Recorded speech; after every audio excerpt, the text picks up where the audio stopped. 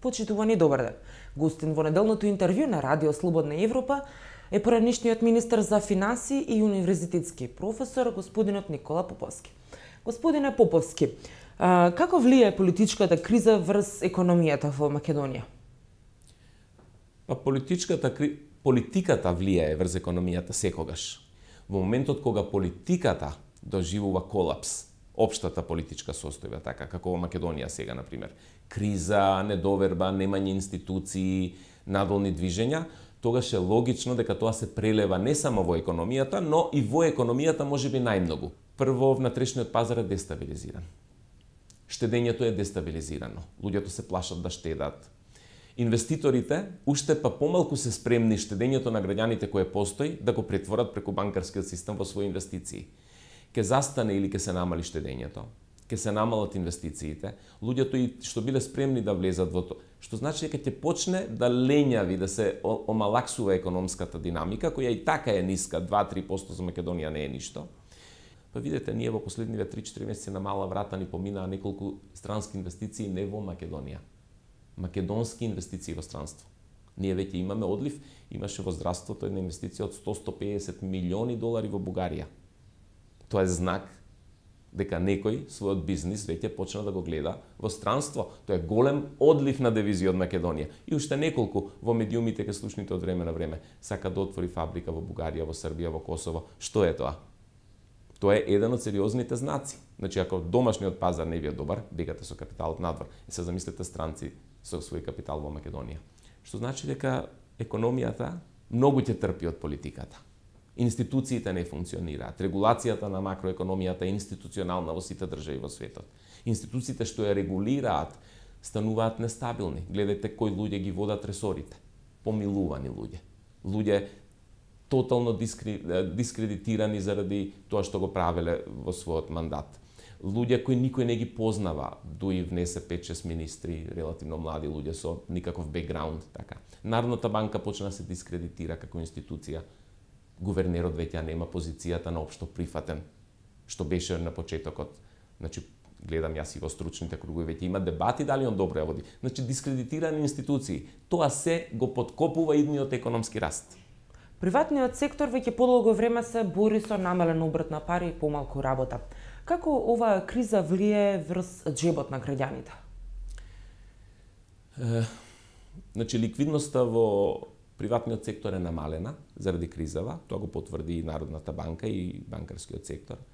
Второ, на таа намалена ликвидност во приватниот сектор кумува се уште многу државата, затоа што огромни суми за дефицитите да ги финансира во јавниот сектор ги привлекува од, значи ги стиснува, приватниот сектор го стиснува од сферата на потрошувачка, насочува во јавниот сектор, а таму се претвара во горе-доле непродуктивни намени. Понатаму граѓаните се предпазливи за ова што го зборувавме, тие се плашат за краткорочната своја иднина и сега ја контрахираат, ја стеснуваат својата потрошувачка, за евентуално во иднина ако се јави некој проблем да можат да имаат елементарна потрошувачка. Сето тоа доведува една таква состојба. Од друга страна, ако производителите се недоверливи и ако не одат нагоре со нови инвестиции, со нови вработувања, не можат да зголемат потрошувачката и да сакаат. Значи потрошувачката евентуално од увоз, но увозот треба да го финансирате со извоз или со кредити. За двете сме ние веќе проблематични.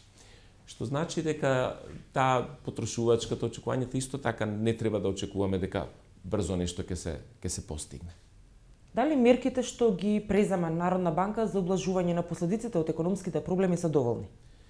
Народната банка до сега, освен неколку вербални изјави, не превзеде многу мерки. Превзема една мерка, ја покачи базичната каматна стапка за 1/3 од 3,25 на 4, тоа е 0,75, но тоа од колку четвртина, така да речеме, ја зголеми. Тоа е релативно значаен удар, да речеме.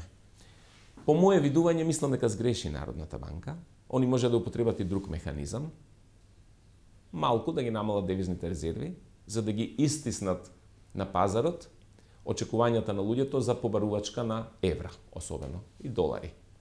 Значи, можеше да се ризикува, наместо да се внесе дополнителна несигурност со зголемување на каматните стапки, да се интервенира дополнително со девизните резерви, македонските граѓани не може да повлечат од банките и од менувачкиот пазар за девизи, повеќе од 60, 100, 150 милиони ќе се исцрпат нивните ликвидни средства. И тука ќе застане, сите ќе видат дека курсот е одбранет, нивото на цените се контролира и се ќе се врати постаро, но гувернерот и раководството на Народна банка се одлучи на дополнителен потек, веројатно од страв, и сега ќе очекуваме што од ова ќе се случи. Вториот проблем кој мислам дека Народната банка го направи, и трето не гледам, е прилично неумесно избраниот период, инвеститор и цена за продажба на една од македонските банки. Да се вратиме само не многу наназад, 2-3 недели наназад. Гувернерот постојано во јавноста соопштува дека банкарскиот сектор е здрав, тој е прудентен и така натаму, sound banking system, нели на англиски, и дека нема потреба од никаков страв. За наеднаш една банка во Македонија да се продаде по вредност од 16 станови во Скопје. 16 станови по 75.000 евра просечна цена, тоа е една мала четвороспратна зграда. Толку е 1,2 милиони евра. Една мала четвороспратна зграда во Скопје вреди 1,2 милиони евра пазарна вредност, ако е 75.000 просечна вредност. Толку се продаде една од помалите банки во Македонија. Само да подсетиме дека основачкиот капитал по законот на банките е 9 милиони. Да подсетиме дека според тоа што е објавено на таа банка како акционерско друштво на берзата, имотот на банката, позитивата на банката е 90 милиони евра. Некаде околу 5,4 милиарди денари. И сега одеднаш таа се продава за 1,200,000. Дали имаме и во други банки вакви проблеми? Кога гувернерот ни тврди дека сите банки и целиот сектор е здрав, а одеднаш една банка вреди само 1 милион, тогаш има нешто проблематично. Дали и другите банки имаат такви проблеми? Зошто оваа банка се продаде на човек кој минатиот гувернер 2-3 пати го одби да купи банка во Македонија? Значи, да се спореди сега.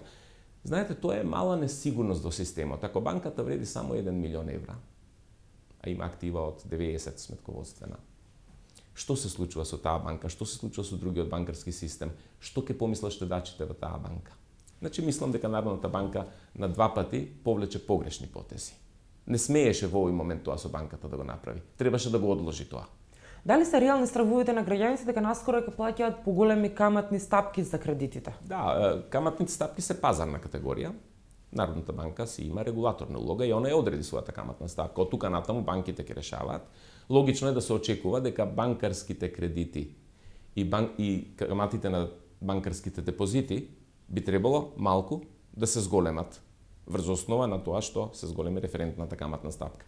Тука има уште еден проблем, кој се надевам дека не сум во право, но во средата имаше состанок во комората на Сдруженијето на банкарство. После тоа дадоа изјава гувернерот и председателот или председавач, како се вика нивната изјава беше дека банките се договориле дека нема да ја зголемат каматната стапка сега. Кој кажал на банките дека смеат картелски да се договараат за каматната стапка? Таа е предмет на пазарно утврдување, седнување на 18 банкари и договор правење, нема да ги зголемуваме, потпаѓаат под удар на антимонополскиот закон. Тоа е картелско договарање, забрането со закон во сите пазарни економии. Кој им кажал дека може да се договорат? Јавно да соопштат, во присуство на гувернерот. Се надевам дека погрешно се изразија, но тоа го кажа, дека се договоривме, дека нема да ги зголемеме. Каков договор, секоја банка сама си утврдува пазарно, некоја банка сега може да ги зголеми каматите и активни и пасивни, некоја може да ги намали, некоја може да ги задржи, тоа е нивна одлука. Но самото договарање внесува сомнеш дека нешто се случува, дека можеби и гувернерот на тој состанок надвор од законите притискал да тоа го кажат. Немојте сега. Тоа не е негова работа. Од тој агол, значи, не можеме да знаеме сега што ќе се случи. Да предпоставиме дека влијанието на каматна стапка на Народната банка, што е сега есконтна стапка на благajničkите записи, која вчера веќе се реализираше, во средата првата аукција се реализираше. со 4%, би требало пазарно да влијае и на пасивните и на активните каматни стапки, што значи инвеститорите и тие што што имаат заеми може да ги зголемат трошоците, а штедачите можат евентуално да добијат малку повисоки каматни стапки на своите денарски и штедни влогови. Ви благодарам за разговорот. Благодарам и на вас за поканата. Вам, почитувани, ви благодарам што го следавте неделното интервју на Радио Слободна Европа. До гледање.